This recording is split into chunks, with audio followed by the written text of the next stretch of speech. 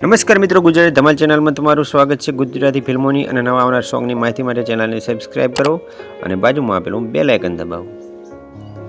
મિત્રો, ગુજરાતી ફિલ્મોના સુપરસ્ટાર વિક્રમભાઈ ઠાકોર ફરીવાર ધૂમ મચાવવા આવી રહ્યા છે તેમનું નવું ફિલ્મ લઈને। અને મિત્રો, આ ફિલ્મનું નામ છે વિક્રમ રાજા। મિત્રો, આ ફિલ્મનું શૂટિંગ અત્યારે પૂરું થઈ ચૂક્યું છે અને ટૂંક જ સમયમાં તમને આ ફિલ્મનું ટ્રેલર યુટ્યુબમાં જોવા મળશે।